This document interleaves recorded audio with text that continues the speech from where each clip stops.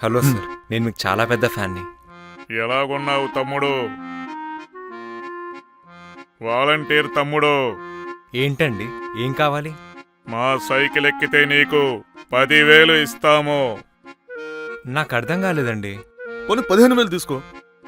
దేనికండి?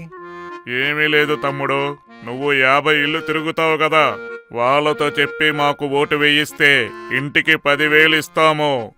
వేరే వాలంటీర్లతో కూడా చెప్తే వాళ్ళకి కమిషన్ ఇప్పిస్తాం తమ్ముడు. ఏం ఆలోచిస్తున్నావు తమ్ముడు?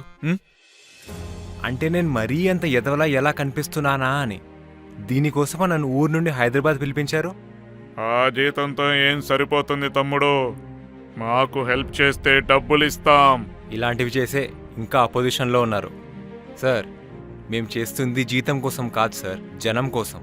అయినా వాలంటీర్లు అందరినీ పెద్ద పెద్ద మీటింగ్లు పెట్టి మరీ తిట్టారు కదా, ఇప్పుడు మేం కావాలా?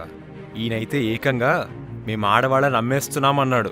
సార్, నేను మీకు సినిమాల్లో ఫ్యాన్ని, బయట మీకంత సినిమా లేదని తెలుసుకోండి. ఏం చేస్తారో చెప్పండి, అంతేగాని చేసేవాళ్ళని చెడగొట్టకండి ప్లీజ్.